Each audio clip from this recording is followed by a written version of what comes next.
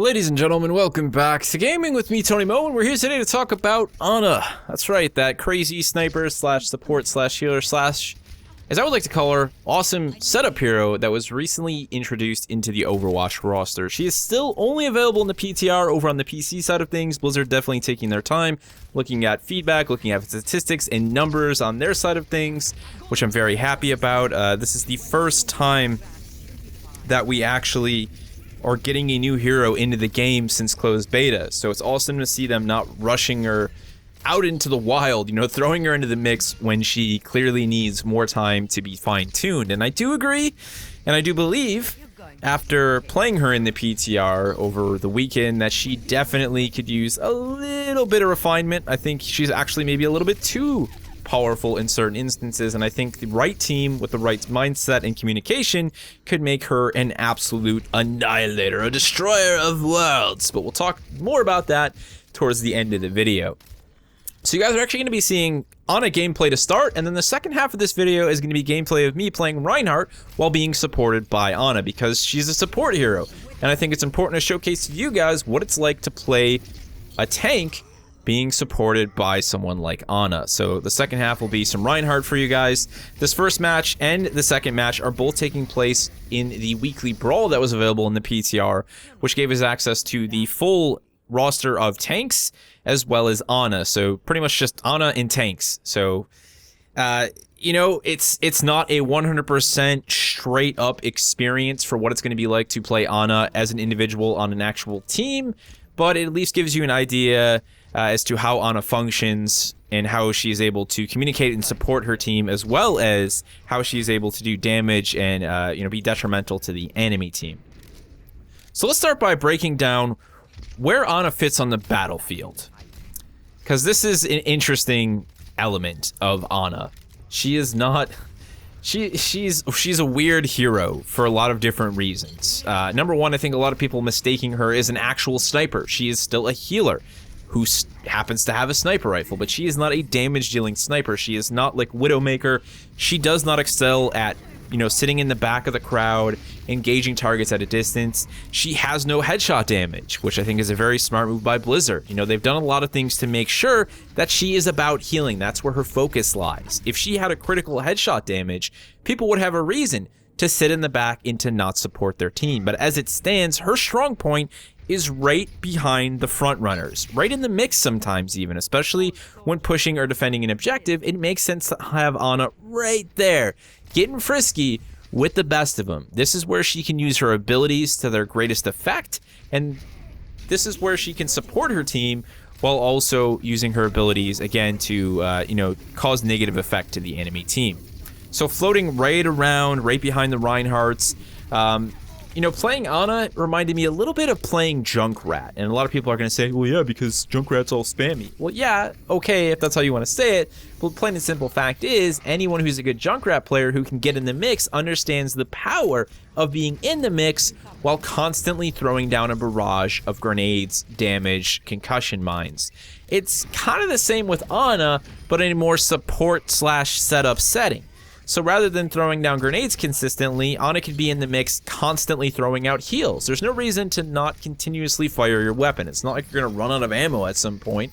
Keep healing your team. Make sure they always have some sort of a hot on them, so they're always going into combat, or they're actively in combat with as much health as they possibly can have. That's going to make a huge difference for the outcome of your team in any combat or team fight situation. On top of that, she can be deploying her abilities actively, so her Biotic Grenade to support her team with additional healing to increase the amount of healing that they can actually take and how quickly they can take it. The flip side of all of that is that she can use her Biotic Grenade and her Stun Pistol to stay in the mix to set up her team for high amounts of damage. And this is what I talked about by calling her a setup hero. She's this insane healing hero that has really great opportunities to set up her team for super high amounts of damage. Her Stun Pistol, her Sleep Dart, albeit on a very long cooldown, and albeit very, let's say it requires precision. It's not really easy to hit a highly mobile target like a Tracer or McCree with that, but I shouldn't say highly mobile for McCree, Genji or Tracer, but that's not really the point. The big focus of using her sleep dart, in my opinion, is to go for those HVTs, to go for those tanks, to drop someone who's maybe about to deploy an ult, and then set up your team for that damage. So, for example, you can stun someone like a D.Va or a Roadhog or a Reinhardt who has gotten a little bit too aggressive and gotten in the mix with your team. Maybe they're pushing an objective that you guys are trying to hold. Stun them, hit them with the biotic grenade, throw the debuff, they can no longer get healing, and your team's right there. You know, if you've done the communication, if you set things up right, to just annihilate them. And you can absolutely clean out tanks at full health with the setup like that. You blend your stun with that biotic grenade with like a, you know, pretty much anyone who can do damage, and that person is toast. They are absolutely toast. So she's really powerful as a setup hero. And, you know, on top of all of that, the icing on top of the cake is her ult, that nano boost, you know, preventing increased damage resistance, speed, damage output. You know, it takes a normal Reinhardt and makes him, you know, it's like Reinhardt's young again, basically. He's no longer a 50-year-old man with a bad back and gray hair. He's 19-year-old Reinhardt, full of lust and glory for battle. That's basically what her nano boost does. So there's a lot of opportunities for that setup. I want to make that very clear. And what I've done, kind of a small tip for you guys who are going to be playing Ana in the near future, is I made a list of priorities that I like to consider mentally when playing Ana. And this has very much helped me maintain what I think is the most effective role for her on the battlefield. At the top of the list is remembering that Ana is a healing character.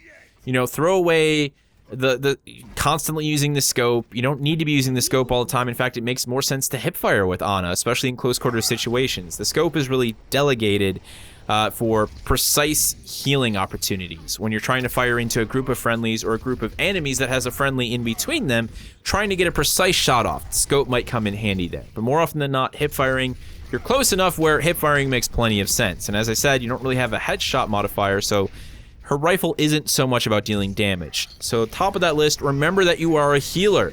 That's what you do first and foremost. You lay down the heals for your team, whether it's with your sniper rifle or with your biotic grenade. Do whatever you can to get heals on your team. That's the top of your list. Secondary is the setup that we talked about. Setting up your team for damage. Stunning tanks that have come into your team's territory. Stunning ultimates, you know, shutting down ults. Doing whatever you can do to make sure that your team is doing as much damage as possible while the enemy team is doing as little damage as possible. It's all about that setup. Last on the list is recognizing that you can actually deal out individual damage with Ana. Your sniper rifle does have damage capability. You know, maybe if you need to use the scope even, this is a great time to use it. Land those body shots. Remember that headshots do not count. Do what you need to do to get those rounds on target to maybe help a teammate finish up a tank or a hero that's sitting there with just that 1 HP. You know, recognize that that is always an option to support your team. That minimal damage that you can do will definitely be beneficial. But that's the list right there. Keeping it simple, leaving a lot of room for interpretation based on your individual playstyle. Consider that list and try and utilize it to make yourself a better Ana out on the battlefield. I really enjoy Ana as a hero. I agree wholeheartedly with anyone who says that she is a game changer. She is adding an additional layer of concern onto the battlefield for anyone who has to go up against her. Primarily tanks. Tanks that would normally rush into the mix without a thought. Reinhardts and Roadhogs and Zaryas and D.Vas and Winstons, they now have to compete with the existence of Ana. Her stun is incredibly powerful. It lasts a very long period of time. In fact, I strongly believe or hope that it gets some sort of a debuff before she makes it into the full release. It is way too long, and I think there are too many opportunities where Ana on her own can do too much damage to a tank as an individual. Throw into the mix, you've got, you know, a DPS around, and it's guaranteed to shred those tanks. I think when you set things up appropriately, you deserve to have that kill, but Ana as an individual shouldn't be able to stun a tank and then do 80% damage to their health. The sleep time is just way too long. I think they're going to modify that, but either way, even if it's reduced 50%, it's still going to be a really strong tool. And again, teams that can make full use of Ana are going to reap the benefits. She is definitely a high communication hero. It's all about that setup, like I said. If you don't communicate with your team, if you don't, communicate to them when you're going to deploy an ult, if you don't let them know what you want to do after you deploy that ult, you're going to lose a lot of her effectiveness. But the team that can say, nano boost Reinhardt just as he drops his ult and knocks 5 people to the ground and is then able to shred them with the help of like a DPS is obviously going to be reaping the rewards of the use of Ana, and that's going to be a pretty spectacular thing to see. She's going to be a strong hero. I think she's a very nice addition to the support / healing class, and I'm really excited to see what people do with her once she's in the full release. That's it for me though, guys. Hopefully some of those tips and some of my impressions help you better understand Ana and better play her on the battlefield when she does release.